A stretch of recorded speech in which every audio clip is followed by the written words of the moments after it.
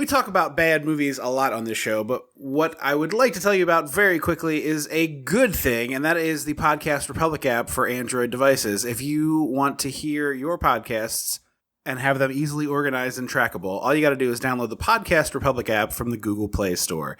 You find your favorite podcasts, you favorite them, and then your episodes drop into your feed every time they're posted. The Podcast Republic app on the Google Play Store. Welcome to Dissecting the 80s. I am Tripp Lano, one half of the Mega Podcasting Powers, and with me, as always, is my tag team partner, a man who knows if you want to make award-winning chili, you've got to source the best meat. The Macho Man Drew. Andrew Lano. I got nothing. I was like, I'm like in a fog. I'm sorry. Right up top here, sorry for having to call an audible. We ended up switching movies from 10 Little Indians to Texas Chainsaw Massacre 2. So hopefully you all saw that on social media. If you didn't, this would be a good time for you to follow us on Facebook and Twitter, because that's where we let people know of little things like this when they come up. And if you have a copy of 10 Little Indians and want to send it to us, DM us on Twitter. Yes. Turns out you can't find this movie except a VHS copy from Australia. Yes. Literally could not find it legally or illegally anywhere.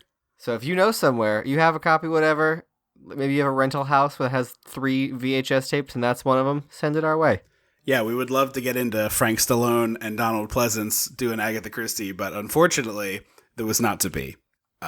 So we watched the Texas Chainsaw Massacre 2 to continue Cannon-uary, which is now also Tobe Hooper's birthday month. So happy birthday, Tobe.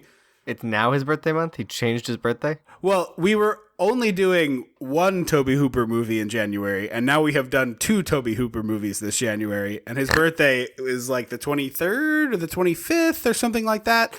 He's no longer with us, but it would be his birthday. So happy birthday, R.I.P., Mr. Hooper.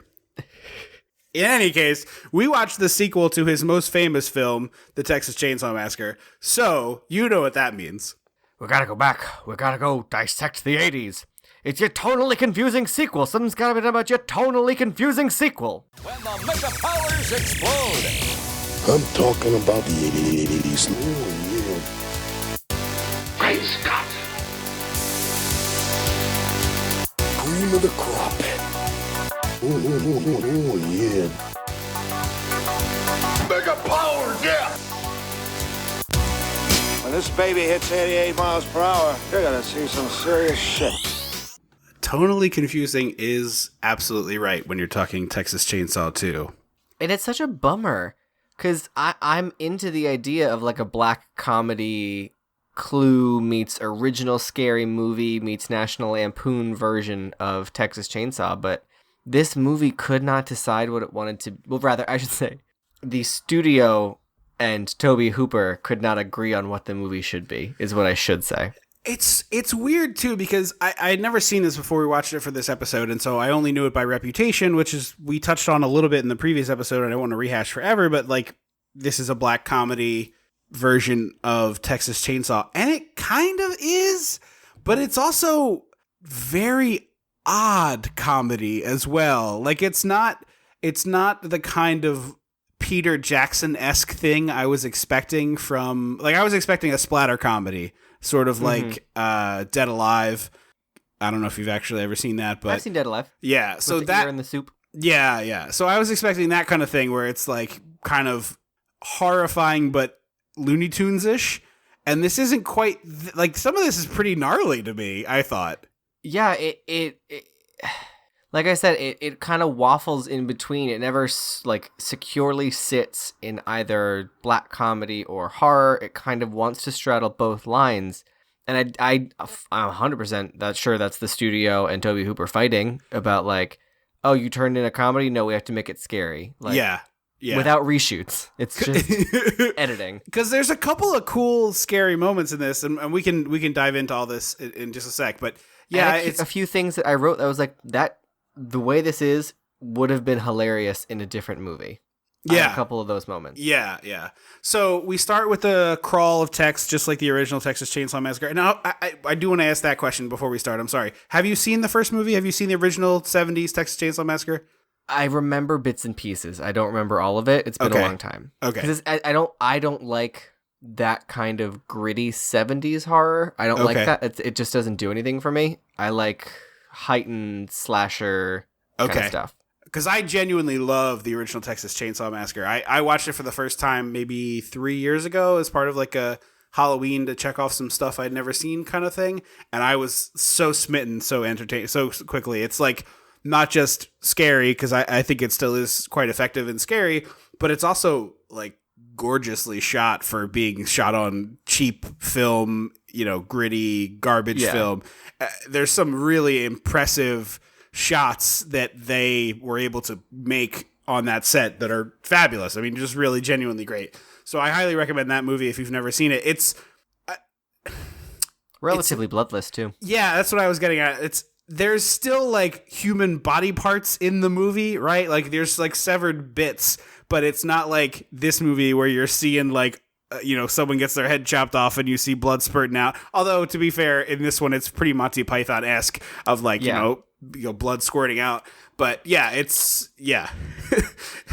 always think like when we talk about stuff like this that like one day I want to be accused of a crime. And I'm going to be in court and they're going to be like, we'd like to play this tape. And, it's like, it's going to be some like insane circumstances, wrong place, wrong time. And I get accused of like a, triple homicide. And they're like, we'd like to play you this tape from his podcast. And I'm like, and there's this great shot where this guy's head gets cut off and you can see his brain and the blood's like, blip, blip, blip, blip. And it's so funny. And the jurors are going to be like clutching their pearls. And then I'm going to be sentenced to death. So I'm always thinking about that. Maybe my lawyer can play this clip to defend me against that clip. Yeah. But anyway, there's some gags in this movie that, like, from someone who's a big nerd for practical effects and has seen a lot of horror movies and is somewhat desensitized to it, I guess, at this point. Although certain movies still get to me. Some of this stuff is kind of amusing in the like, oh man, this is cool because I'm a big dork way. Yeah, I agree with that. So... anyway, we talked for almost 7 minutes to get into it, so I apologize to everybody. But we start with the crawl explaining that the Leatherface family movie happened. Yes, and they were never caught. And now there's these similar murders happening, but they're happening on the road all over Texas. So people are kind of unsure with what's going on and trying to get to the bottom of that. Yeah, and it's one of the movie is kind of unclear. So the weekend the movie takes place is supposed to be this big football event that it's like a real thing. It's a real college football rivalry, yeah, the Red River Showdown. Yeah, but I think the movie is trying to imply that it's also the same weekend that the first movie took place. Like it's whenever August, the weekend of August 2nd in 1970 blah blah blah is when it first one happened. Huh. I missed that. It felt to me like there were a couple like lines of dialogue that seemed to imply like this time of year, like it's not just football fans that show up to our town. And I maybe I misread it. So you're definitely probably in the right ballpark. I'm also just wondering if it's like September, October is a nice time to take vacation in Texas because it's not as hot. Like that's true. It could be a time that people are taking weekend trips and things like that. I don't know that for sure, but it's a good question to ask. Honestly, it's weird. The connections to the first film are honestly super duper vague. Dennis Hopper's character is supposed to be the uncle of two of the characters from the first movie. And I as someone who really likes the first movie, I don't remember character names very well. So that's obviously a fault of mine, but the girl who survived and someone else. Yes. Franklin, the guy in the wheelchair in the movie.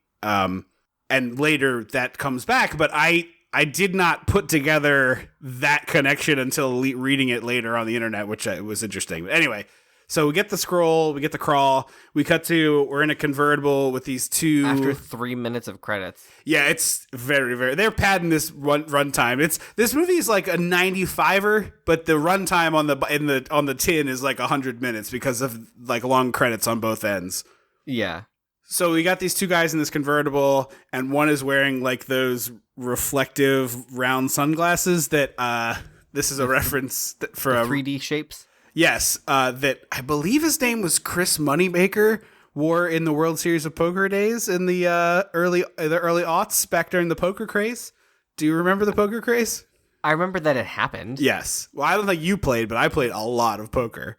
I played a couple times, but I never fully grasped it. Like I never retained it beyond the game that I was currently playing. Yeah. I just always forgot. Yeah, I played many hours of poker. Yeah, I always think of them as things you'd get on a boardwalk in the late 90s. Yeah, that's fair. So it's him and another dude, and they're driving in this convertible, and they have a car phone, and they call this radio station, and they're like, "Oh, hey, sexy radio voice lady, what's going on?" And at this point, I have no idea that this movie is about the radio station DJ, which I thought was kind of an interesting piece. That's how it was a cool character introduction. Mm-hmm. And this also confused me because she keeps trying to get them to hang up, and I was like, "Aren't phones two ways? Can't you hang up your phone?" So you can actually see as she's saying that the producer on the other end is frantically unplugging 1/4-inch cables. Coax? Yeah. I don't think not coax, 1/4-inch audio cables, for an amplifier to a guitar, and he's frantically unplugging, he can't figure out which one hangs up the phone, which was so bizarre to me. Presumably there's an actual phone in this circuit that he could just hit a button on, but it looked like they were trying to imply he's I can't figure out how to turn it off. Click, click, click. Plug. Yeah, it was very bizarre because I was I thought phones have worked that way for a while. Yeah, they have a hang up button for sure. So these guys, while driving and harassing this DJ, get into a game of chicken with a random pickup truck, which then turns out to be the Leatherface family inside. Several hours later. Yeah. It's a weird time jump that didn't have to be there. No, it doesn't make any sense whatsoever. You could easily have set it at dusk so that the sun is going down while they're on this call, and then it's dark when they're getting attacked. Yeah. It would have been very simple. Especially that would have given you a nice excuse for the top to be down. It's dusk, it's beautiful, the sun's fading. Yeah. Anyway, they get accosted by the Leatherface family, and this is the scene that I've seen before, where they're he's operating a human body like a puppet and then holding a chainsaw. Yeah.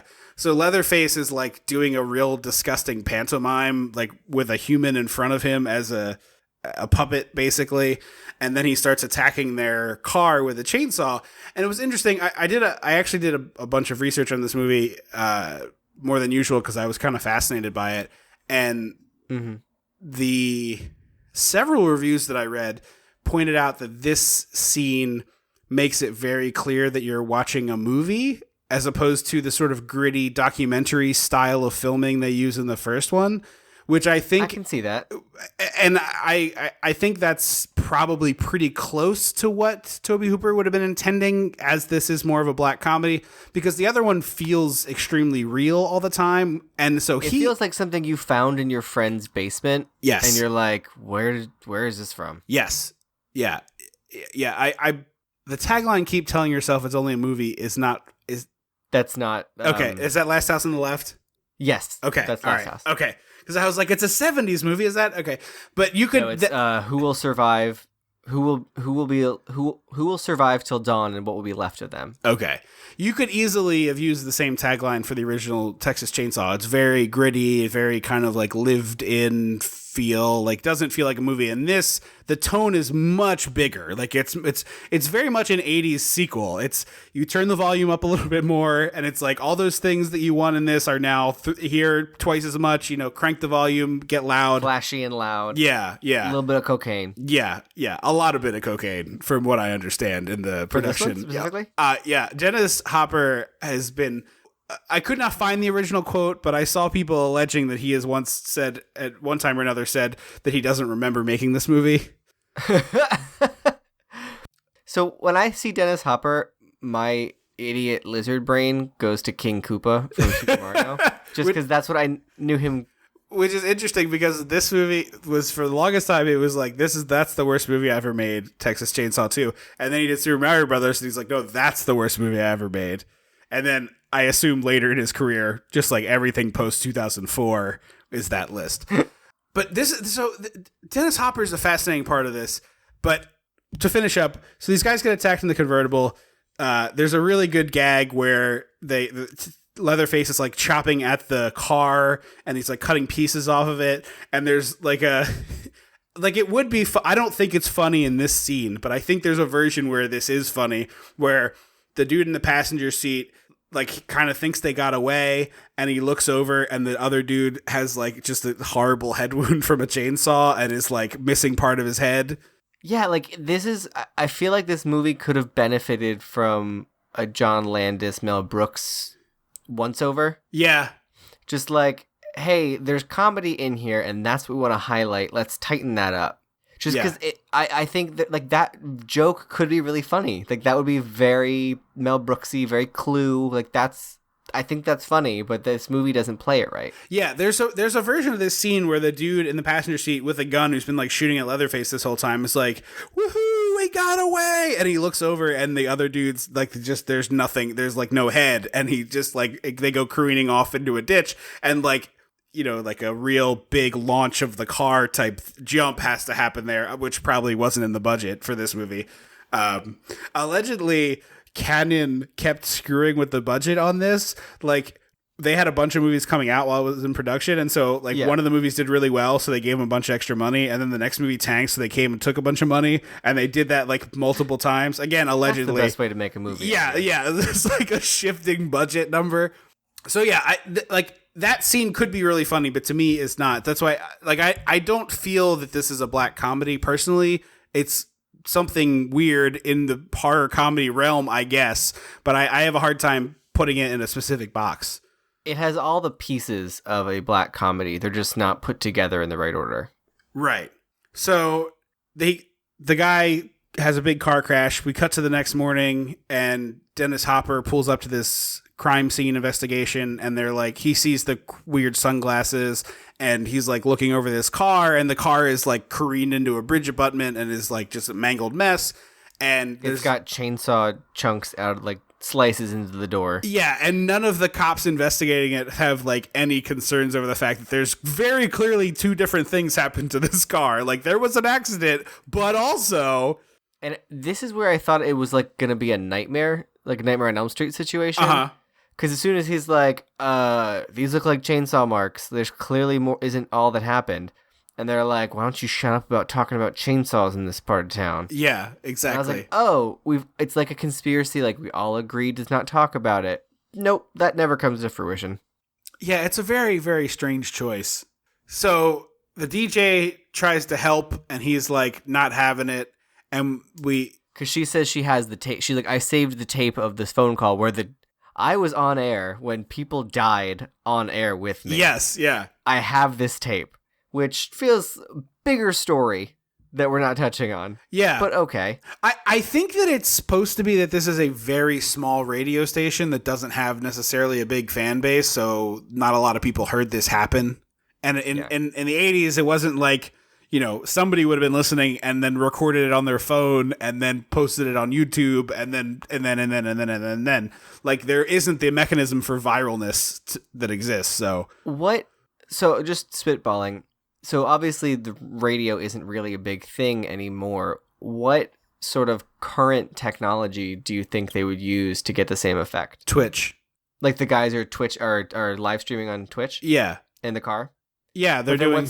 What's her angle then? Is she just watching and happens to be like downloading it as it's happening? It's like a real small live video, like either Twitch or I'm sure there's other services that I'm not familiar with because I am an old, but Periscope, like, Facebook Live, Instagram Live. Yeah. The reason I say Twitch is because it would have to be like a smaller channel that this thing happened on, and Twitch, much to the chagrin of this old man, doesn't like save the video. So you either like watch it when it's happening or you don't watch it. I didn't know that. Yeah, as someone out there is screaming at their device, being like, "You idiot! You just clicked this button." But there's been things where I'm like, "Oh, I would watch that," and I click on it, and it's like, "This user is not streaming right now." So, in my limited old manness, I have not been able to figure out. Perhaps there is a mechanism by which they're archived, but I don't know them. So. It seems like the point of it is like you're there when they're there or you're not there and that's it. So it could very easily be that. And someone's like, it's a small Twitch streamer and this person's like, oh, I saw this thing happen, but I don't really have any proof kind of deal. Okay, that's valid. I was just curious what contemporary when they remake it in 15 years. Or it'll be like a sexy version, and it'll be like a cam person, Okay. like an internet sexy model. I understand. I'm explaining it for the listeners who might not know what that is. There are people out there listening beyond you. Sometimes. So that could be it. It's like, and that would add a wrinkle where the person who saw the crime is like too embarrassed to come forward because they were watching sexy chat. It could be a dude who's like not out of the closet. Yeah, that's another Dude angle. watching a dude. Yeah. I'm into that. Yeah. So that's I think what it would happen. But anyway, she's got this tape. Dennis Hopper's like, go away. And then we cut to this chili cook-off where like she's covering a chili cook-off, and the guy who wins is the only person who comes back from the first Texas Chainsaw movie, and he is made very clearly a pot of human chili that everyone is like, nom nom nom nom nom, I love this chili. And then the woman who is like the host of this event takes a bite and then pulls like a huge bone out of her mouth. Oh, I thought it was a tooth. Oh, I thought it was like a finger bone. Oh, maybe. Metatarsal, I believe that's called. I think that's only in your foot, isn't it? Oh, I'm trying. Anyway, he's like, oh no, that's peppercorn. Yes, that's what he says. That's a peppercorn. And then she's like, oh, okay. And he like takes, it's like the size of a good cherry tomato. Mm-hmm. For the people who haven't seen this movie, it's like a pretty good sized object.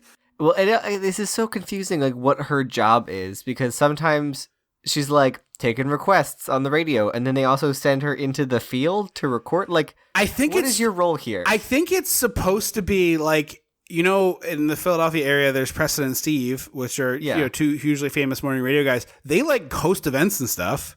I guess, yeah.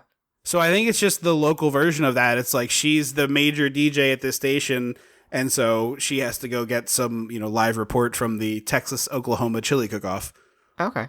So Drayton is the creepy guy from the first Texas Chainsaw. He looks like a ventriloquist dummy. He is a very unusual-looking human. Like who's that that comedian who uses ventriloquist dummies? Jeff Dunham. Yeah, one of his, because every time they have an ad, it's like him and like 4 of his puppets. Yeah. One of the puppets straight up just looks like this guy. I think I know which one you mean. Also, Jeff Dunham can suck it. He's a racist monster. I mean, I'm just putting it out there. I'm just putting it out there. When you have a puppet called Ahmed the Dead Terrorist, you're dead to me. I would have assumed based on just him as a person. Yeah. In any case, we go to Dennis Hopper, and so this is. I'm not a huge Dennis Hopper fan. I think he's done like very good things, and obviously has had an amazing career that he did so many cool things. I tend to like buck wild, insane Dennis Hopper, and the first half of this movie, he's like flirting with it, and I'm very disappointed. And then in the second half of the movie, we get the Dennis Hopper that I want, which is just like chewing the scenery, screaming, the kind of like absolute madman that we know he can be. He does so in Blue Velvet, which came out relatively the same time and is not really comparable to anything because it's a David Lynch movie and those are super weird. But he plays this dude who's like capable of turning on a switch like in a second and becoming like snapping. And so he's this crazy evil guy who is like always right on the edge of cutting your face off. And he's awesome at that. And in this movie, he doesn't do enough of the, like, it's like he's supposed to be a good guy, so it's kind of a weird thing. Honestly, I felt like his character didn't have to be in this movie. No, he doesn't get anything to do at all until the very, very end, which he gets something very cool to do at the end. But until then, he has a lot of farting around. It's just, like, this whole movie is very muddy, and it's disappointing, because the idea is really cool to me.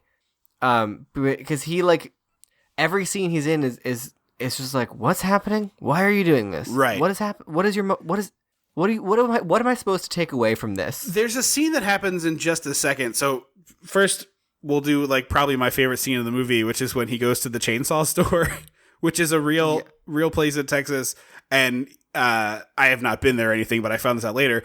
But he like goes to this back room and they flick the lights on, and it's like the scene in Terminator 2 where they go to the underground bunker and they have like the weapons cache, and it's like, you know, the Gatling gun and all this stuff, and it's just chainsaws of every conceivable size, and he's like this wide-eyed wonder look as he looks at all these chainsaws, and then the guy's like, oh, they all got gas in them, give them a try if you want, which, no, that is not how you have showroom items.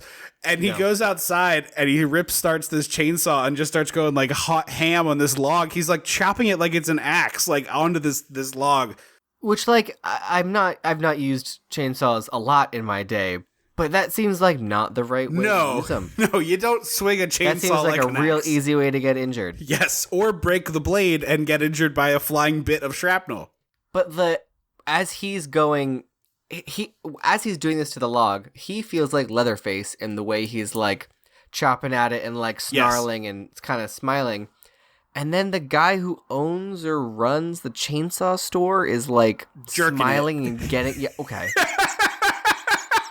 He is. I was gonna say getting off. Well, I'm saying what he was doing, which is basically tugging it, stroking it, pulling the patch. It's so, but it's he goes so from being weird. Like, it's so weird. He goes from being like, "What is happening here?" to like 3 or 4 more close-up shots to finally him like grand finale, and it's very bizarre. I was honestly waiting for a good portion of this movie for Dennis Hopper to be part of the Leatherface family. That's what I thought. I was like, "Are we supposed to think that? Like, is that our endgame here?"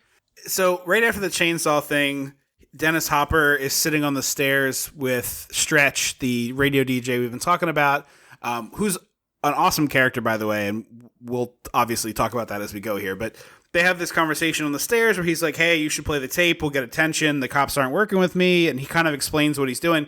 But I needed a little bit more here where he's like, these guys killed some members of my family. It's not just an investigation for me anymore. This is personal. Like I need to bring these people to justice. This has consumed my life. Like I need this. I needed the wallet open and the photo. I needed like here, flip open my wallet. Here's a photo of the people from the first movie or whatever. I honestly wanted it to be, and they play with like 90% of these cliches. Like I need it to be the cowboy on the final mission, right? Like Clint Eastwood in Unforgiven is the stereotypical answer to this because it's the best version of that story that's ever been told. But it's like a classic story that's been used in all different types of movies and in television and in like pro wrestling even. Like it's a great story. It's the old gunfighter has one more job to do. And that's like, that's exactly what he should be doing in this movie. And he does 70% of that kind of performance maybe, but there's just not enough meat to get there all the way. And I feel like if they have that, this movie is 15% better, like right off the bat. Yeah, it's kind of, it's just, this movie is underwhelming, is kind of how I feel about it. Yeah. Because there's so much potential. Like, all the parts are pretty cool, but like, it either needed to have just been edited into a straight up horror movie or edited into a comedy horror instead of this weird middle ground that we ended up with. And I'm going to say that, I'm sorry I keep saying that, but that it's a bummer to have to watch this movie and be like, oh, I don't know what I'm supposed to feel. Yeah. Because you don't know what you're supposed to feel. Like the movie, the production company, like no one knew what was going to happen here. Right. It's almost awesome. Yeah, it's so close. Yeah. It has all the necessary components. It's just not utilized. So she plays this tape on the radio, and apparently she's just like playing it constantly. And her producer is like coming in, is like, you got to stop playing this tape. And she's like, hey, I put it down as a request. So people complain about the request line all the time. It's not a big deal.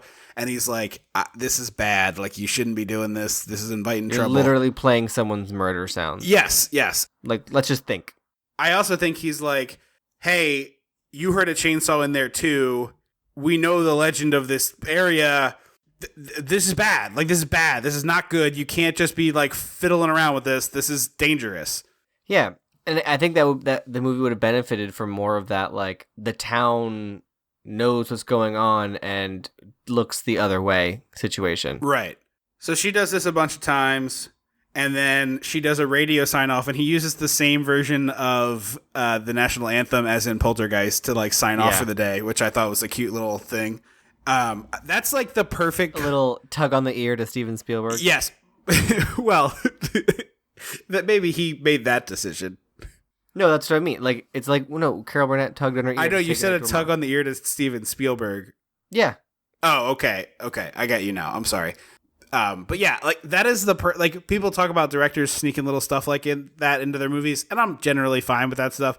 But this is like the perfect way to do it. Like only a dork is going to notice this, and it doesn't take you out of the movie. It's perfectly normal. Although I wonder, and I have no idea. So somebody out there, please let us know. I know that was a thing on television where they were just like, "Hey, we're done for the day," and then like there was just nothing airing.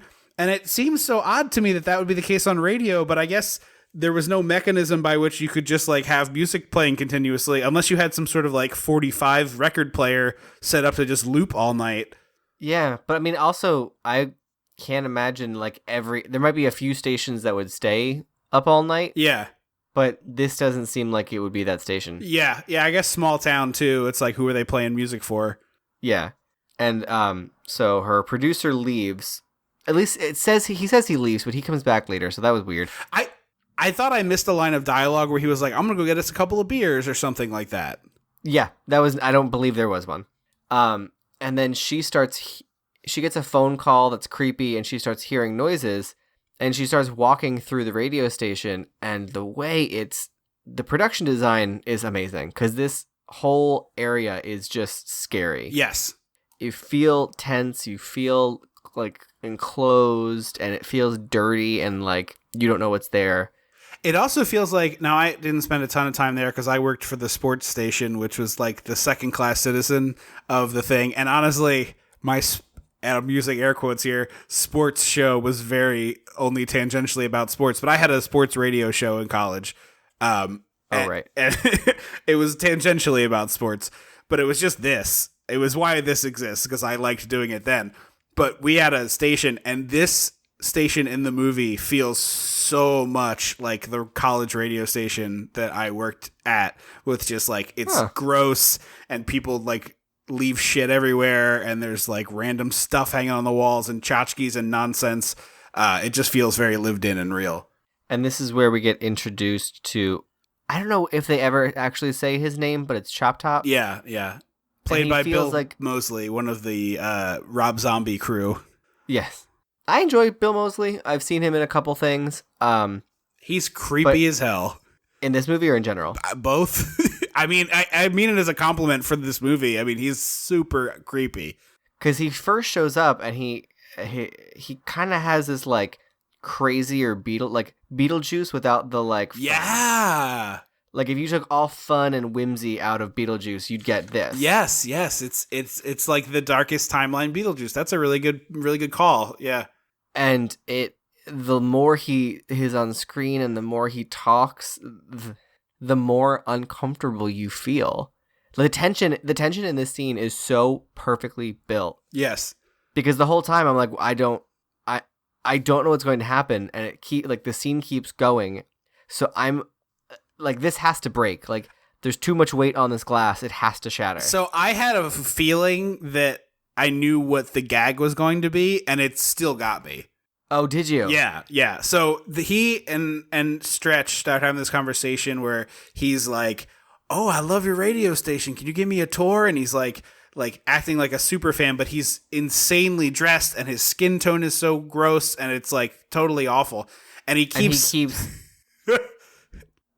got a hanger, like a wire hanger, and he's lighting the end of it and sticking it into his hair, and like you hear a tss, and then he's licking the tip of it or chewing little bits off the tip of it, and it's like, what the hell is this psychopath doing? Yeah, you just like there's no rules, and no. It feels terrifying because you don't know what's gonna happen. Right.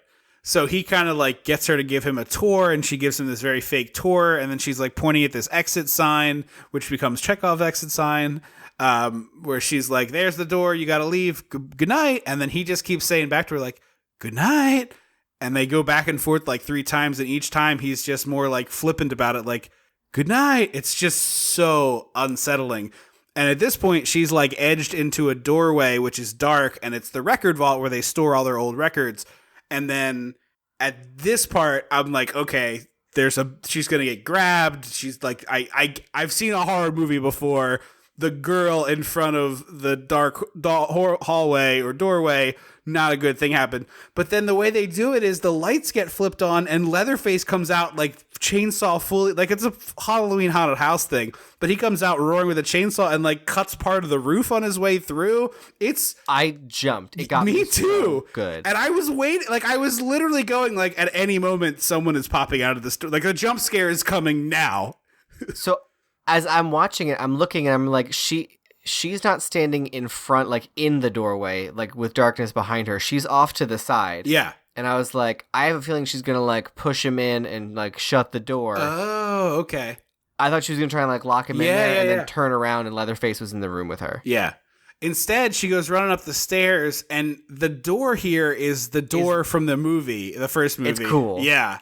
And it makes no sense why this door would be in the radio station, but it's just a cool thing. It's a metal sliding door like from a slaughterhouse, and she like drops the pin in on her side to keep him out, and he's like trying to cut through the door, and there's like all this noise going on. Meanwhile, the poor guy producer shows up with like 2 cups of soda or beer or whatever, and Chop Top has lost his wig, which got all mangled up by Leatherface, so you can see this metal plate in his head and this really gross Tom Savini, the king of this stuff, really gross stuff around the plate in his head. If it weren't so gnarly, it would almost look like a G.I. Joe villain. Yes, like Destro, I think his name was, the guy with the chrome head. Mm-hmm. Yeah. I don't know if we've ever told the Tom Savini story on the air before, but this is going back many years, like 2004-ish, I want to say. Blobfest, was that long ago? Yeah, 2005, somewhere in there. Okay. Did we go the year I wrote about it? Do you remember? Was I in college or not? It doesn't matter. Maybe you were in college. Yeah, anyway, it's like 2005. And Blobfest is a celebration of the movie The Blob from 1958. It takes place in the town not too far from where we grew up. Our high school is in that movie, or not necessarily our high school, but it's not worth getting into here. But anyway, Tom Savini for years was supposed to be a guest at Blobfest, that it would always fall through. And so the year comes and he's finally at Blobfest. And we go, and this is like naive Tripp, who's never been to a convention, doesn't know anything. I have like my awesome copy of Dawn of the Dead. I was definitely in college because I got that as a gift from the woman I dated in college. So I have this copy of Dawn of the Dead and then this copy of Creepshow. And you and I, like at this point, we've seen a bunch of Tom Savini stuff. We're big old horror dorks. Like, we know who this guy is. We're so excited about this. It's like, oh my God, it's Tom Savini. Way past the point where he started being in front of the camera more often. Yeah. So, like, we've seen him an actor, but we know about him making all these amazing effects and stuff. And we're big horror dorks. And it's just like, this is so cool. Tom Savini is in our little town. So I bring these DVDs and I'm like, oh, he's at this thing. So, like, I guess we get an autograph. And I walk in and on the table, he's asking for some reasonable amount. I'm sure at the time it was like $5 or $10, whatever it was. Now autographs at these things are crazy, but at the time that wasn't as like a thing. So anyway, we walk up to the table and I'm holding these things, but at this point I'm like, I genuinely do not have the money to pay you for this, so I'm not going to ask, but I do want to go say hello to Tom Savini because, like, what the hell? We're here. There's nobody at his table. He's just like sitting there. So to paint you the picture, basically the idea is that it's a room with like a few people and some props from movies are out on display. Like part of the actual blob, like the goop, is on display. But it feels kind of like the attic of a rec center. Yes, it is absolutely very casual. Like it's not like guarded and taped and like defined. It's just sort of casual with like folding tables. And there are maybe 3 other people up there other than us. Honestly, almost as like a flea market. Yeah, exactly. Yes, and there's maybe 3 people that aren't at tables. Yeah. So there's the guy who was a diver in Creature from the Black Lagoon, which we also ended up watching that day, who at the time was like in his 90s, and he was just at this past Blobfest in 2018. He's got to be close to 100. Yeah, Riku Browning, got to be pushing 100. He did all the not all of, but a lot of the underwater stunts in Creature from the Black Lagoon. So he's there. We say hello to this older gentleman. And we like work up the nerve to go talk to Tom Savini, who again is like literally sitting by himself at this table. So we walk up to him and he sees we have the DVDs and he's like, oh, did you want me to sign those? And I'm like, I don't have money. I didn't realize that it cost money, which I realized now in hindsight. Like, I'm sure I didn't babble all this out, but like, I'm like, oh, I'm sorry, I don't have any money, but we just wanted to say hello. Like, we're really big fans of yours. You know, we love watching your movies and we watch them together and it's like a fun thing that we do. And we just wanted to come over and shake your hand. So we shake hands with him. We talked to him for a minute or two. And then he reaches out to you because you were holding Creepshow, and he reaches out for Creepshow and he's like, hey, here. And he takes it from you and he's like, who's going to remember in 10 years whether or not you paid for it? And he signs it. And I just it was such like a little tiny nice thing that he did for us that he obviously didn't have to do. But yeah, I just thought I tell that story every time it's organic that he comes up in conversation, because it's just this nice little thing he did for us for no reason other than I guess he just wanted to, which is I think says a lot about him. He's probably bored. He probably gets bored of these things. Yeah, I'm sure. And this at the time was like a very small town thing, and conventions had not become the sort of juggernaut. Like I'm sure Tom Savini's autograph and a picture is like $35 or $40 at a convention these days, because it's like if not more. Yeah, I mean he's a major name in horror and yada yada yada. But it was just a really nice thing he did for us. And I obviously still have that DVD on the shelf over there. But it was funny. It was like this really cheap. It was the old school DVD cover where it's cardboard and then a plastic clip that clips into it. I forgot it was that kind. So it's like a piece of cardboard glued and pushed into a piece of plastic. It's really janky, but obviously I've kept it because it had, Tom Savini's autograph on it. Yeah. Anyway, that's just Tom Savini did the effects in this movie, and he's a cool dude. He's a really good. Yeah, he's a great guy. Has he ever been back to Blobfest? I don't know. I don't think so. I'm sure he's a tough get. Like, I mean, but also, like, why would he come back if he showed up? Like, so if that is any indication of that year, he'd be like, "Look, no one shows up, so I don't think you need me there." Blobfest has become a lot more popular. Like, I went to Blobfest just a year or two ago, and the showing I went to was mostly full, and it was probably like the 8th or 9th one of the day, not of the day, of the weekend. So maybe, and they do get a lot more. There's a lot, like Blobfest is a lot bigger than the one we went to was like, it's at the Colonial. The Colonial hadn't done their expansion yet. They didn't have like a whole big thing. Now they shut down that whole street. All the businesses decorate their windows. There's like people selling goods on the street in like carts and stalls. There's drinks. Like it's a bigger deal now than it was then, which is awesome. I have to try and check that out. It's a very cool little festival. If you're in the Phoenixville area, I highly recommend checking it out. It's like, it's in the summertime, right? It's it takes place the weekend the Blob takes place, so it's like the second or third weekend in July. Okay. But it's like very 50s monster movie kitsch. People put on like cool costumes and whatnot. I think Blobfest is really cool. Anyway, she goes behind this door. I don't know. We sidetracked really hard there. I'm sorry. So she's behind this door. She barricades herself in. Leatherface is like chainsawing away. Can't get through the door. Meanwhile, this guy, poor producer guy, comes back. And Chop Top attacks him, and he starts hitting him in the head with this hammer. And this scene was like, this is where I wrote that this is what I don't like about these kind of movies. Yeah, it's really, really hard to watch, and you don't see really like a hammer hit the guy in the head. It happens once, but you see the guy like Bill Moseley as Chop Top is like swinging this hammer, and like it's clearly somebody with a watermelon and a hammer just like thunking it into a watermelon, which like I know that it's not real, but the sound is really gross, and you're just like watching this poor guy scream and his body's twitching and stuff. And it took me a while to realize that he wasn't trying to kill him, he was just hitting him with a hammer for giggles. That's the kind of shit that I don't like. That like it's something that my boyfriend and I disagree on, that he definitely enjoys those kind, like that's the kind of his horror that he likes, and I distinctly do not, because that kind of stuff makes my anxiety spike real hard. I like, it's the people, like there's no motive, there's no anything, they're just crazy and senseless cruelty. Thank you, that's the phrase. It's what it is, and it's like that. I also don't care for that. It's why I've never watched like a Hostel movie. It's why I don't really get down with Saw. And if you like those, that's fine. I'm just talking about what I personally like.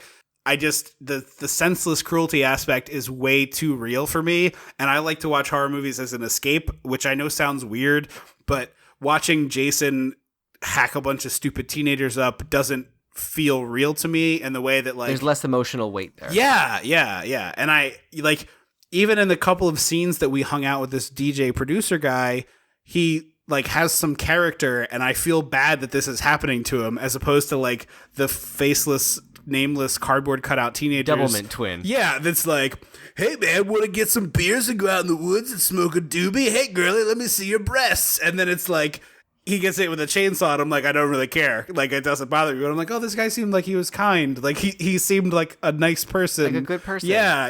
And I'm just like, oh, God, this is so real and awful.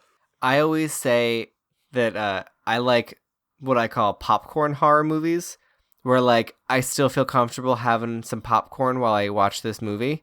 Sure. As opposed to, like, the Saws, the, Last House on the Lefts, where I'm like, I don't want to look at food. Yeah. Like, I don't want there anything near me that resembles food while this movie is on. Exactly. I will vomit. If I can't eat while I watch this movie, then I probably don't want to watch this movie. Right. That's a funny criteria, but I like it. So, Leatherface is chainsawing this bathtub. Like, he comes in through the wall.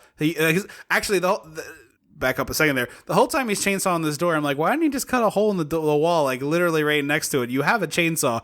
And then like a minute or two goes by of this awful scene with the producer guy, and then he comes bursting through the wall, and I was like, yes, that's what you should have done from the beginning. This is what I expected. And so so the room she's in is almost a fridge. Yes, I thought it was a refrigerator for a minute.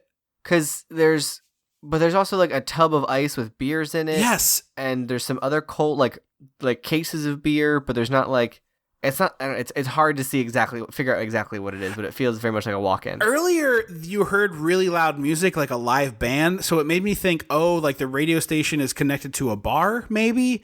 But then there's no, like, at the point at which a madman is chainsawing his way through a wall and like screaming is happening, like you'd think people would come investigate, and that doesn't happen. So I don't really understand what we're supposed to think. But inexplicably, in the back room of this radio station is a clawfoot bathtub full to the brim with ice, with just like a dozen sodas and beers stuck in it. Yeah. And this is one of the many sequences of this poor actress just screaming for seemingly no reason. And forever. It's so long because he swings the chainsaw and sticks it in the ice. And so she's sitting on the rim of the tub, and he's, the chainsaw's not really close to her. He's not making moves towards her with the chainsaw. He's just ramming it into the ice, and she keeps screaming. Yeah, it's crazy. And so this is the point where she kind of like seduces him. So I think it starts with Leatherface first, where he's like kind of into her, and he's like, he stops for a second, and she kind of like makes eye contact with him, and realizes that he's like into her and is trying to play this to her advantage. And then Leatherface, in a scene that is like real strange, is definitely using the chainsaw like it's an extension of his body, the part you can pick, because it could be any, really, realistically. And he's like rubbing her leg with it, and then like rubbing, she's got on like little denim shorts, he's like rubbing her in her thigh, and she's like, oh, you're not so bad, are you? And like, I totally get it. And from her POV, it's like, oh God, I'm gonna die, anything, try anything. Get me out of here. Yes, just start smashing buttons to try things. Yeah, and like, I totally get that. It's a very bizarre sequence. Yes. And this is where we get into one of the confusing, it feels like the movie is trying to say he's helping her. I mean, he definitely lets her go. Straight up, but the way it builds up to it is unclear. And I feel like the chainsaw sequence that we just saw, where he's rubbing it against her legs, again with different editing and music, could have been almost comical. Like if they had played like sexy sax under it. Yeah. And she like played along kind of like Anna Pharisee, I think. Like Scary Movie or whatever. Yeah. Like I think of the first Scary Movie, maybe the second one, as being like genuinely funny movies. Yeah. And I feel like if it had been like, she had like tried to seduce him, and then there's that like the careless whisper sax as he's like rubbing a chainsaw up her leg, like that's funny to me. Yeah, I feel like the problem is that's too spoofy, and they're trying to be funny, not spoofy, and that's where the problem lies. I guess, yeah. So he lets her go and runs back to the room, and it implies that he killed her. And they take the producer and get the hell out of Dodge. And she follows them for some reason. Unbelievable and totally inexplicable. Like, I'm sorry, but what are we doing here? No, you know what I do? I just drive out of town. I literally Rearview mirror. Yep. Till I run out of gas. I get on a highway the opposite direction that they go, and I drive until I see a gas station, at which point I fill the car and continue driving until I hit the coast. I drive all the way to the coast, and I stop on the beach, and then I buy a gun. Yeah. I see. I'm going north. I'm going to try and hit Canada. So yeah, she follows them, and then they also play the psycho music here as she's following them, which I thought was interesting. Oh, they do. They definitely play the sequence from Psycho when Janet Leigh is like in the car. Up. Yeah. Well, when she's driving in the car, the like very iconic Psycho, yeah. It's not exactly it, but it's like they drop like the fourth note for copyright reasons. Although I will say the score of this movie is pretty good and also done by Tobe Hooper. Yeah, I like him. So they go to an abandoned carnival grounds, which again is a great setting for a scary movie. Yes.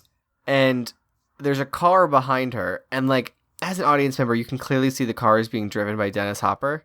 I bet you couldn't before though.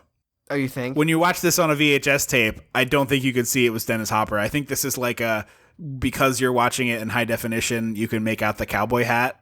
Yeah, so he comes up behind her as she's walking, and rather than like get out of the car and be like, "Hey, Lefty, sorry everything went to shit," he just like chases her down in his car. Yeah, and he eventually is like, "Hey, it's me, Stretch, it's Lefty." And it's like, why don't you just do that the second you saw her? Be like, Stretch, come here. You know, like totally insane. You're doing a real dumb thing of like trying to make me think you're a bad guy. And so she like stands on this platform that collapses under her, and he hands her what he thinks is a stick, but it's actually a human arm, so that when she tries to take it, it like shatters and she falls deeper into the pit. And this is the point where this movie becomes 1000% the thing that Dan Aykroyd ripped off to make Nothing But Trouble, which we've talked about on this show before. But this is so very clearly 100% Nothing But Trouble. Like, he just lifted all of this for Nothing But Trouble, except he made his grosser, and his was a comedy. I don't know that I know that movie. The one with Chevy Chase, and I can't remember who the woman is. Demi Moore? Nothing But Trouble. It's 90s? Yeah, it's Dan Aykroyd plays like 3 or 4 roles, and they're all disgusting. And he plays like a judge, and he sentences Chevy Chase to hard labor. John Candy's in it, and Drag. How have I never seen this movie? Demi Moore is the woman in it. I'm pulling up a picture right now of Dan Aykroyd's disgusting character, and if that doesn't ring a bell for you, then you've never seen this movie, because it's like iconically disgusting. I mean, it looks vaguely familiar. Dad watched it once when I was a kid, and it scared the ever-loving shit out of me. Like, really genuinely horrified me. And I think it's because it's super duper disgusting, but it's like the grossest possible version. This is the other role that Dan Aykroyd plays, a like deformed man baby monster. No, I have not seen this movie. But he like 1000% is just doing this, a grosser version of Texas Chainsaw 2. Huh. Okay. This is also where the Lefty, Dennis Hopper, is like, "Hey, I totally used you. I knew they would show up at the radio station and come after you, but I didn't tell you." What? Yeah, I don't like that part at all. It's just, what are we supposed to think about his character? I really don't know. And also, he's like ready to rumble and fight these guys, but we don't really know that yet as an audience member. So she like falls down this pit, and he's like, "Don't worry, I'm coming after you."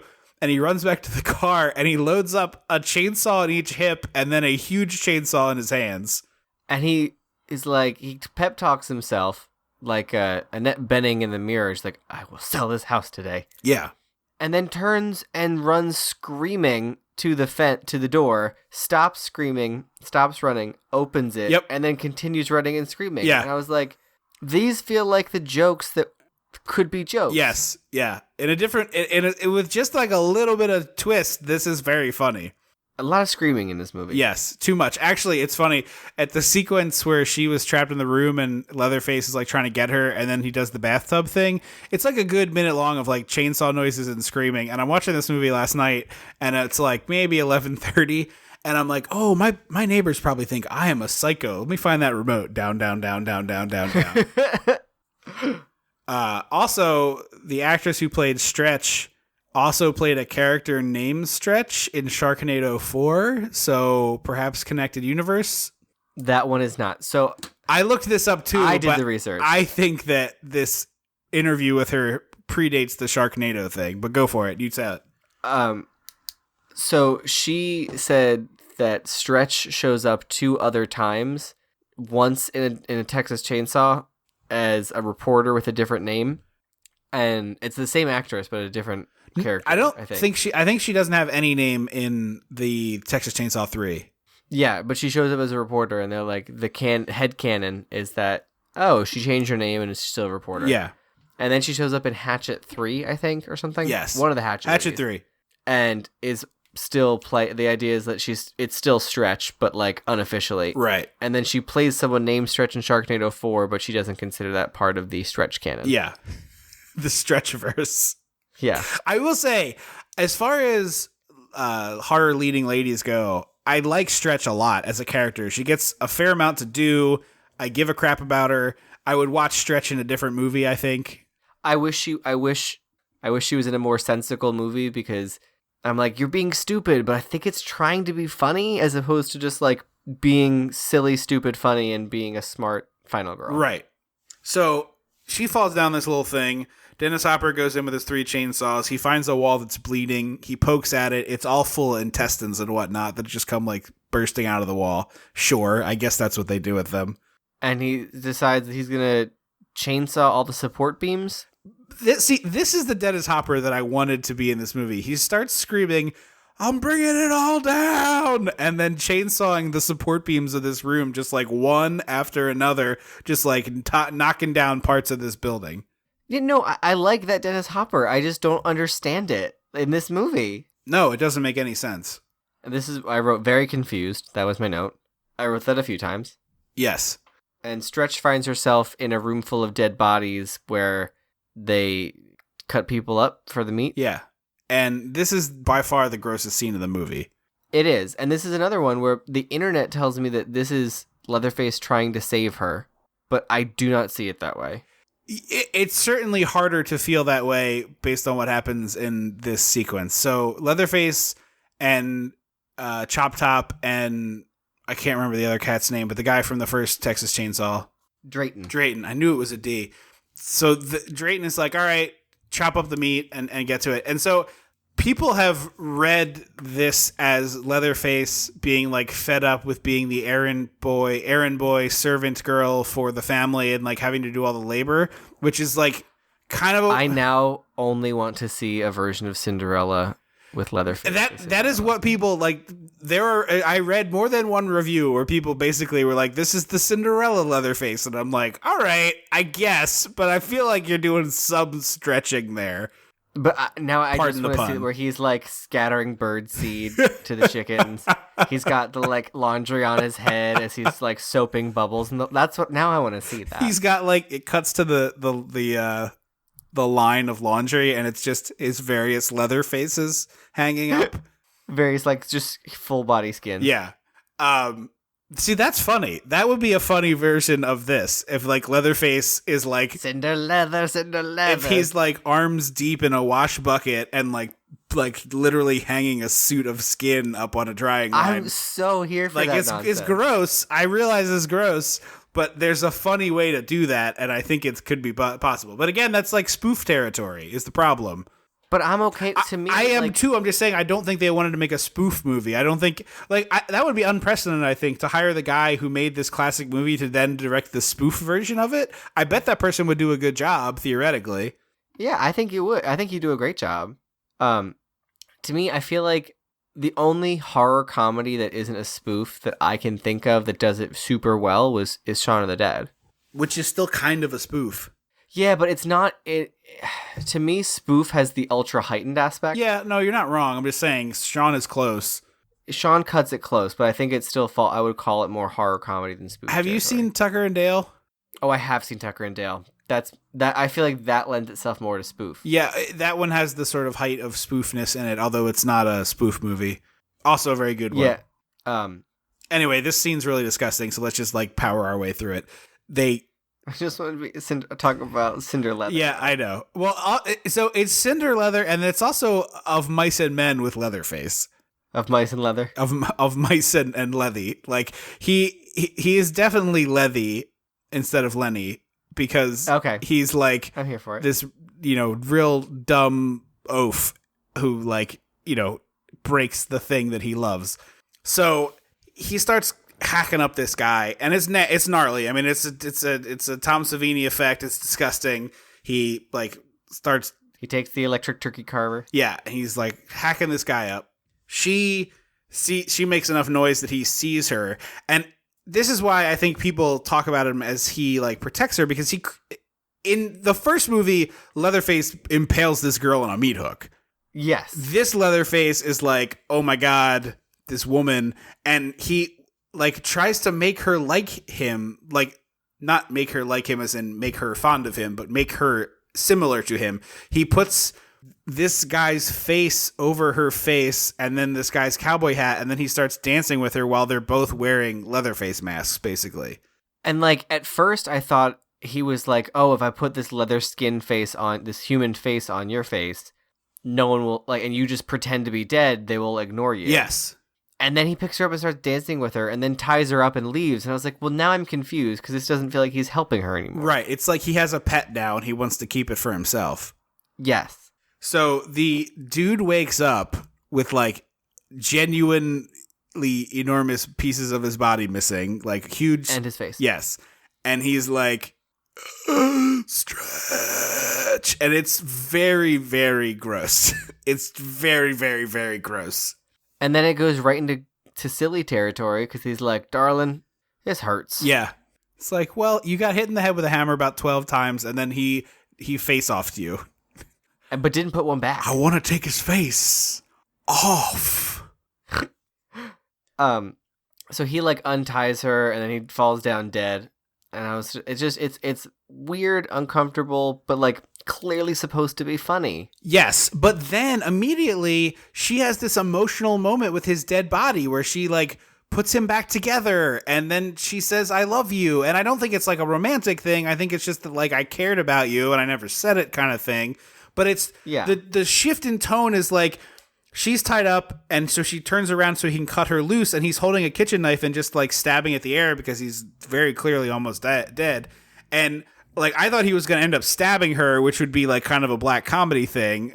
Yeah. But instead he cuts her free and then immediately collapses, and then we get this like hard turn into emotional territory, like a real Gremlins my dad died in the chimney on Christmas part.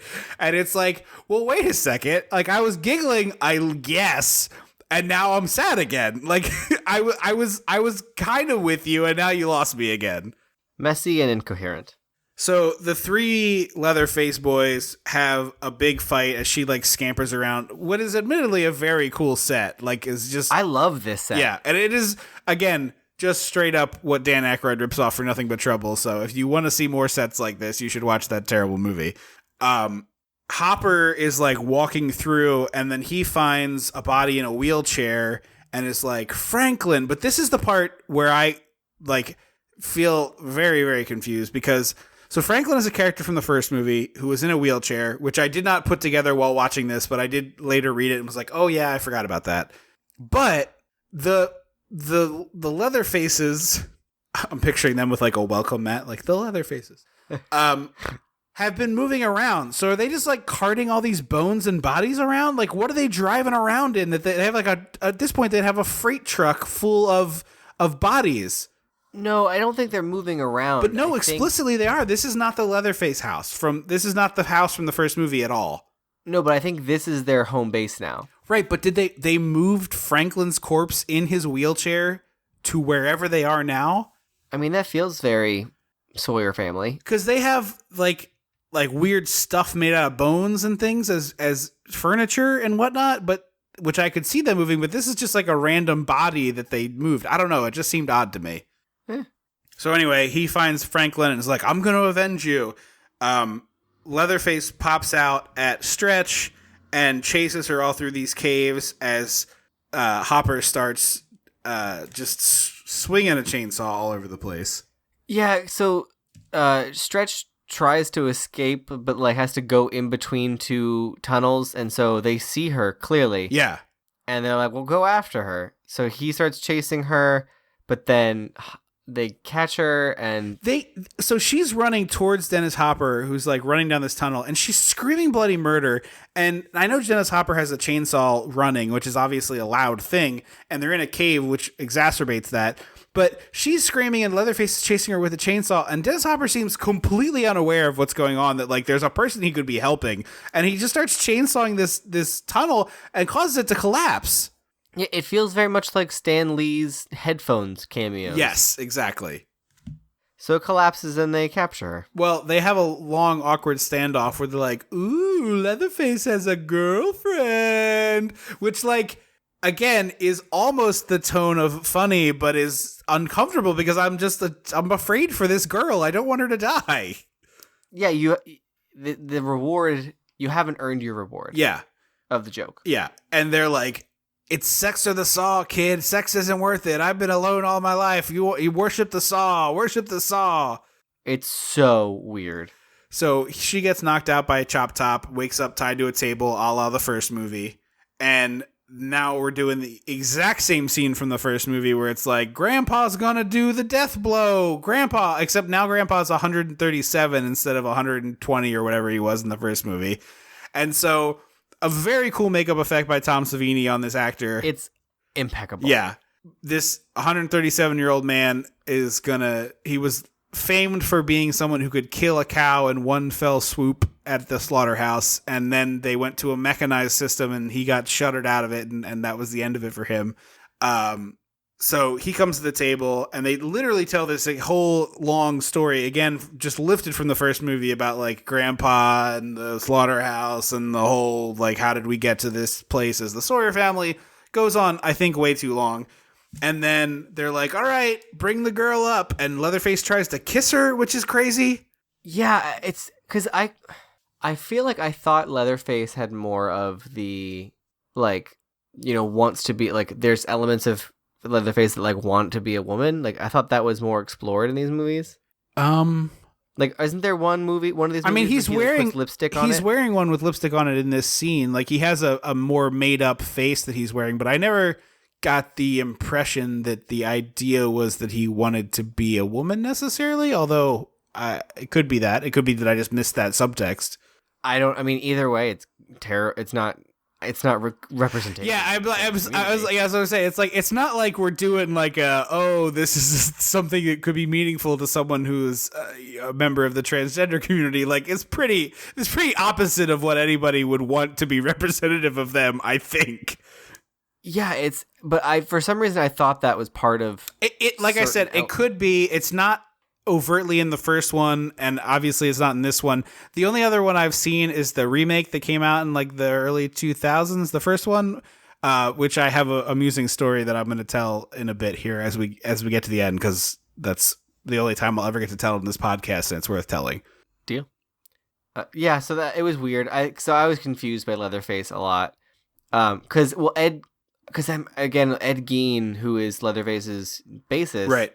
There's a lot of speculation that he was gay, if not confirmed stuff, I thought. I don't know enough about it to say one way or the other. Yeah, because I had done researched him a little bit, just because I found him fascinating in the way people are fascinated by serial killers. And I thought there was like people thought that he probably was gay. Is he the one that was caught when No, that's a different thing I was thinking. You're thinking of Dahmer. Well, one of the very famous serial killers was either actually like known to be gay or was assumed to be gay, like you're saying. I just don't remember which one it is. Anyway, yes, it could be that. Yeah. He also does a lot of shimmying. Yes. So, okay, thank you for bringing this up, because I didn't take a note on it, and I thought this the whole time. He's basically doing Fortnite dances this whole movie. Like, there is absolutely going to be the Leatherface Fortnite dance within a month or two, because he's doing like this like chainsaw shimmy thing that is absolutely a Fortnite dance. And it's funny because it's something that what's up, fellow kids? Would you like a Fortnite? Fortnite jokes. If they're gonna drop it into the end of Dawn, Dead by Dawn. Yeah. Or is that the... Yeah. Because that was a joke in, like, Scary Movie 4 or something like that. Like, one of the later bad ones. Where it wasn't even Leatherface. It was, like, Samara from The Ring picks up a chainsaw and does the, like, shimmy so much that she hits herself in the head with a support beam. Yes. And that's all I could think about. I was like, he keeps doing this. It's different, though. In the first movie, Leatherface does this crazy whirling chainsaw dance, very similar to what Stretch does later in this movie. But the version of it in this movie is a Fortnite dance. It's like this shimmy, shake. Like it's just a shimmy. Yeah. It's a sexy little chainsaw shimmy. Yeah. Anyway, the scene with Grandpa trying to hit Stretch in the head with a hammer goes on for genuinely like 2 minutes. And it's like the whole time it's like, this is taking forever so that she can be rescued. Like, just get to the rescue. Please stop making me watch this. Like, he's dropping the hammer, and then he's hitting her too light, and then he's dropping the hammer, and I'm just like, this is genuinely torturing me as an audience member. And they keep, like zooming in on his hands trying to pick up the hammer, and his eyes, like, glazing over. Yeah. And I was like, oh, is he just going to die? That's what I thought, too. It's going to lead to him, like, rearing the hammer back and dying, and then it's going to be like, you killed Grandpa! Yeah, or like goes like picks the hammer up and then it slips and hits himself in the head. Yes. So Stretch finally gets KO'd, and then by God, that's Dennis Hopper's music. He comes roaring in with the chainsaw, and it should be a moment where the family is like you, and he's like you, but instead it's like, who are you? Yes, no, they have no idea who that is. To the point where Drayton, Jesus, Drayton is like, I got money, let me pay you off. And he, like, pulls out a wad of cash. And instead, he gets chainsawed in the dick. Yeah. And then he and Leatherface have, like, a chainsaw duel, which I have to say, I thought was going to be very stupid and was instead pretty entertaining. I enjoyed it. It reminds me of, like, the idea of, like, a broadsword duel, where it's just, like, these are two very heavy, hard-to-control things that, like, you could easily hurt yourself. Yeah. Oh, yeah. Not to mention, you have two more chainsaws inexplicably strapped on your hips. I mean, I'm into that. That feels very Ash Williams. Yeah.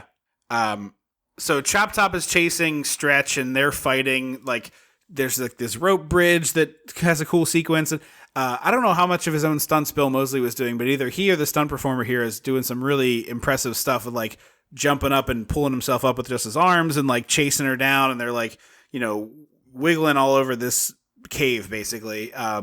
Yeah. So we have like two simultaneous action sequences going on that we're cutting between. So we have the duel of the chainsaws on the table, and then we've got Stretch and Chop Top like running after one another. She's running away from Chop Top. And it's compounded with Drayton under the table, like monologuing to himself about the state of small business in America. See, that I found very funny. Like him being like, it's... I thought it could be. Yeah. I didn't think it... The idea is funny. I don't think it was executed well enough. The sequence in which he's blaming all of this on the tax man and how the small businessman always gets screwed in the end, I thought was funny. Yeah. And then like literally above him, you can see through the cracks of the table, like the feet moving, and it's Dennis Hopper and Leatherface hitting each other with chainsaws, and he's just under there decrying the state of small businessman. Yeah, I think that's a funny idea. I just don't think it was done well. Okay, that's fine. And then this is where another moment that I was like, this should have been hilarious, was she gets thrown to the ground and then looks up and sees a blinking red exit sign. Yes. That has no place in this building. None whatsoever. And why would they have it? Like, it would be crazy for them to have this. Yeah, and I was like, that should have been hilarious. Yeah. She also has a real cool moment here where she like knocks down Chop Top and there's a lamp and she breaks the lamp and jabs the exposed bulb electric parts into his metal plate in his head, which is really dope. Yeah, it was awesome. And then Drayton sets off a grenade that kills... First there's a really great effect where Leatherface gets stabbed in the gut with a chainsaw. I don't want to leave that out. Yeah, it's very cool. And then as that happens, Dennis Hopper like pulls up the other two and is now dual wielding chainsaws with Leatherface having... Which I'm here for. Yeah. And then Grandpa gets up and has this hammer and he throws it and it misses Hopper, hits Leatherface, who falls to his knees and stabs Drayton with a chainsaw, which means Drayton lets go of this grenade that he's found, and then they all presumably get exploded. Yeah. And so then it's Stretch climbing up this ladder staircase through a tunnel, and Chop Top's chasing her with a knife. It's a scalpel. It's like he's just like really cutting the shit out of her with this little knife, like the little shallow, awful cuts. Yeah. And then she makes it to the top of this rock structure as he's dangling over the edge and sees grandma, mummified and like perfectly preserved with a chainsaw on her lap. So she eventually grabs it from her, which Takes too long. Yeah, well, it's like stuck to her. And then Stretch is like trying to get this chainsaw to start, which of course takes forever. And Chop Top is like talking to Grandma. And at one point her head moved and I was like, no, I'm sorry, movie. You cannot have this person, this supposed to be alive. I'm sorry. No, this is too much. But then I realized it was just, he was like holding this corpse thing in his hands. Yeah. And he's slashing at her back and shoulders as she keeps trying to rev this chainsaw. So she finally gets it started and she attacks him and then he falls, does this like big tumble. It's an amazing stunt fall. Yeah, so the wall breaks away, he rolls down the side of the building and then into a tube, like down into the pit where they were previously.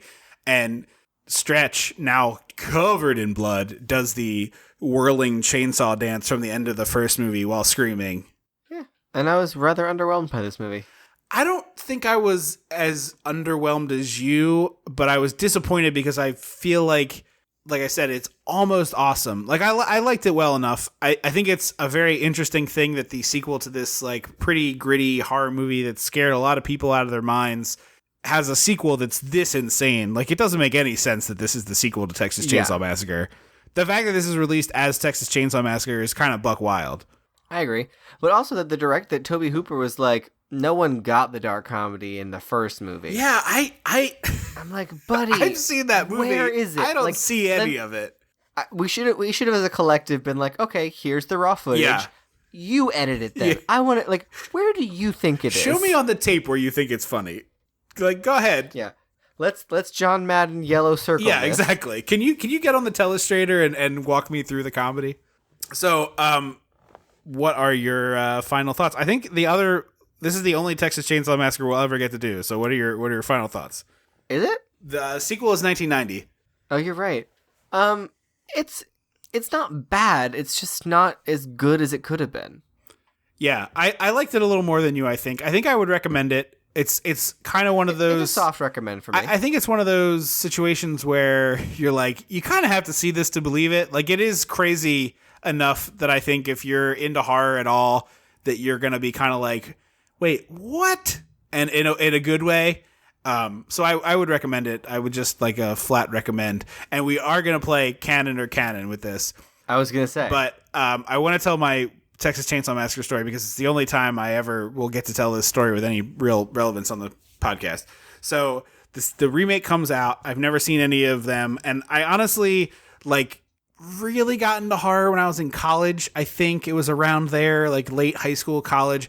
I'm still a pretty big scaredy cat. Like jump scares get me real bad. Like I do not enjoy like a haunted house. Like I do them, but like the setup of a haunted house is just I don't like being startled, right? Like it's a different thing than being scared. Like, and so a movie that is mostly jump scares is going to make me jump and then I'll be mad at myself and the movie. So we go to see Texas Chainsaw Massacre and I didn't realize at the time because I'd never seen the original, but it's like very much almost a shot for shot remake of the original one. So it's like the kids in the car breaks down, they get trapped in this house with Leatherface and he's doing all these horrible things to them. That's not the one where it turns out he's the girl's brother, right? It could be. I don't remember. Where like the ending is like he's there to protect you. It very well could be. I don't remember.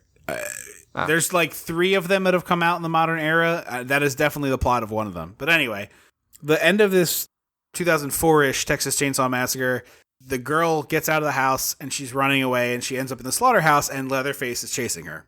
So they're like, she's scrambling all over this slaughterhouse.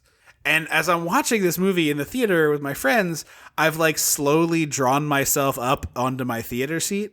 Like I'm holding onto my knees and like they're up, my feet are on the seat in front of me. Like I've physically shrunk in my space because I'm frightened. And like they keep doing jump scares and it keeps making me like, so like I'm at this point like squish it into like the smallest version of myself that I can be. And the lead of this movie sticks her head out where a cow is supposed to stick its head out in order to be processed in a slaughterhouse. And at this moment, Leatherface like comes jumping down from the ceiling, and I, of course, am so startled. So I kick my feet straight out in front of me, and I kick the back of the seat in front of me as if I was a pro wrestler coming off the top rope to win the championship drop kick. And I just poof the back of this person's seat. Like, as hard as you could... there's a person in the chair? Yes. As hard as you could possibly kick someone's seat, I just bang! And it's like the perfect angle to really kick hard. Like, it's like a full-on mule like kind of thing where it's like my legs are drawn up close to me and it's like a bang, you know, like a piston out from me as hard as you could kick. And I just rock this person's chair and like I kick it square on, and they get like a whiplashy thing going, and I immediately like drop to a knee behind this person. And mind you, this is me like peak physical condition, like squats 400 pounds, plays football, is in great athletic shape, like long Broke ago. his chair in half. Yeah, exactly. And I drop to a knee and I'm like, I am so sorry. That was completely an accident. Are you okay? And this person very clearly was not. At the minimum, probably shit themselves, because it's like, you know how like you'll pinch, like when immersive. Yeah, but like, you know how sometimes when you know a jump scare is coming, you like pinch somebody, right? To like you can screw with somebody. Yeah. Imagine that, except I kicked the back of their head. So I'm like, I am so sorry. And this person just like turned around, looked at me, and like kind of waved me off. And my friends were like, what the hell? And I was like, it wasn't on purpose. Like, I was scared. Involuntary. Yeah, I was frightened. I'm sorry that I got frightened. But anyway, yeah, that's the worst thing I've ever done to another human being in a theater. I like that. I guess that's why I get situations like in Halloween when I have some guy who won't shut the hell up because I once kicked a person when I was afraid. I guess this is the universe's way of like, see? You ruined that person's day. So yeah, I would recommend this, but it is a totally weird thing and totally unlike any other horror movie I've ever seen or horror comedy. I do want to, before we wrap up, do one quick update. So I was, this is sounding like a little bit of a dig at Neil Patrick Harris, but I don't mean it to be. But I was in the dollar store and I was walking by the book section, and unfortunately, there's a copy of Neil Patrick Harris's book, which is formatted like a choose your own adventure. And yeah, I knew that.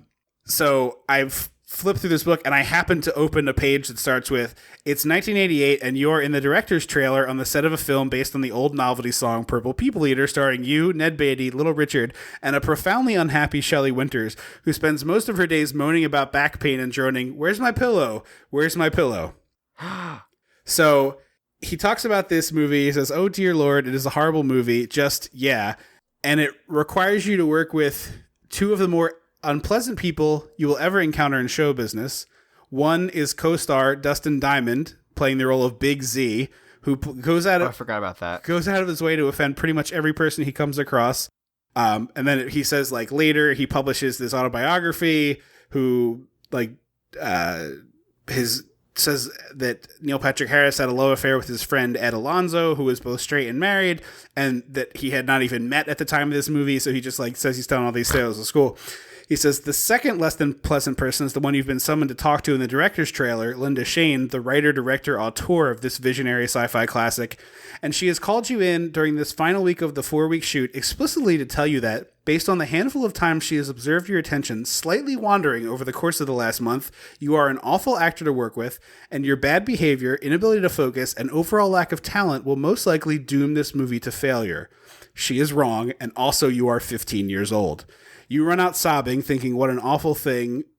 He's using the second person here because of the trope of the book is that it's a choose your own adventure. So imagine this is I statements. But anyway, you run out sobbing, thinking what an awful thing that is to say to a child you're directing in a movie with only 4 days left of shooting, particularly when that movie is called Purple People Eater. She may be having a bad day. She may be under stress from the transition of going from actress, Bootsy Goodhead in 1983's Screwballs, a bank teller in Bad Mama 2, to director. But as the years go by, the memory of her outburst will grow in your mind as a textbook example of how not to treat other people of any age, much less children. And so you return to your own trailer where the tears dry, then crust into rage, and you begin fantasizing about the day, far, far in the future, when you will exact karmic literary revenge against Linda Shane. It appears that day has come.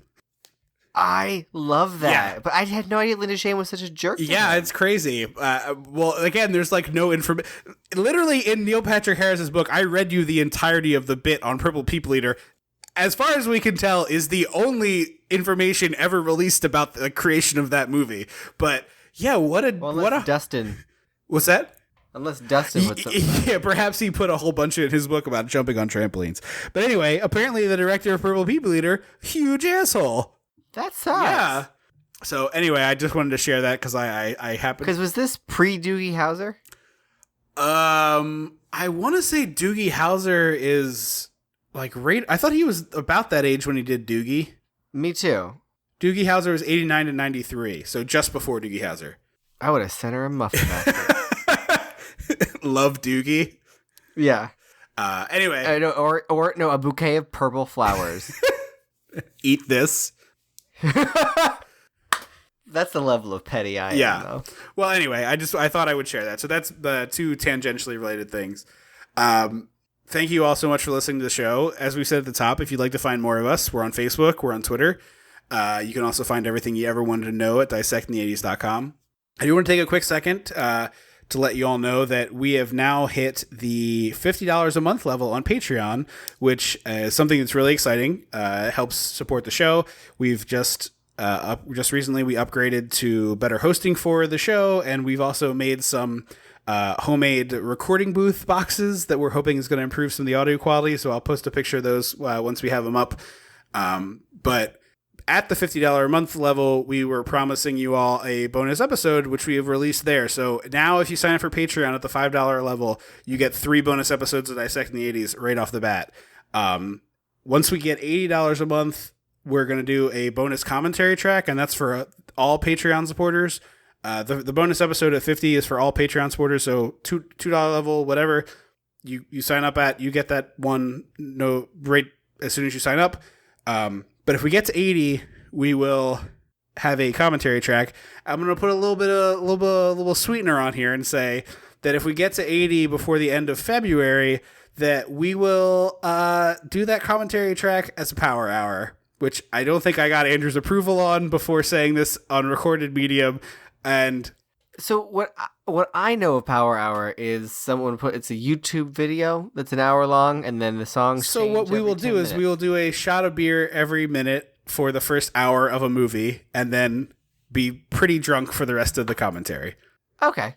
So it's like you drink about 6 beers in an hour while watching a movie, and then so we'll just every minute do it. So we'll pick an appropriate movie to be drunk to, and we will do it drunk. If that entices you, if that sounds interesting to you, I think it'll be funny. I think it'll be entertaining. We've never done that before. We'll also I guess we give you an option as audience vote. If you're like, no, please don't do that stupid thing, we'll just give you a regular commentary track. That's fine. But if we looking at you, when Mom. we hit 80, we will do a commentary track. So, and you get to vote on that no matter if you're a Patreon supporter. So we're really close to that. And if we hit it by February, we'll do it even sillier. So I just want to put that out there. I know we plug the Patreon a lot, and I'm sorry if that bothers you, but it really does help the show become a thing and is really wonderful to be supported that way. So thank you for all of our Patreon supporters. Thank you so much for listening. We are about to start February, our longest running holiday on the show, I believe. Our favorite. Yes. And we are doing a superhero month. We will start February with Superman 4, The Quest for Peace, not Feast. That would be an interesting Superman, which I believe also is a Cannon movie. So before we finish this, I forgot to do it. We need to play Cannon or Cannon with Texas Chainsaw Massacre. So, Mr. Leno, you are on the clock. Texas Chainsaw Massacre 2, Cannon or Cannon? Cannon. And I will say Cannon. I think we both. It sounds like we're both positive. I guess we really like Cannon films, is what we're trying to say. I don't think Cannonuary is going away, by the way. I had a lot of fun with this, even though we didn't love this movie. Too. I feel like that might be coming back again. So if you all liked Cannonuary and would like to see more of it, let us know. But we liked it, and we don't usually like it when we do these things. So thank you all so very much for listening to the show. I have been Tripp Lano. I will always be Andrew Lano. Until February 11th. Don't you forget about me.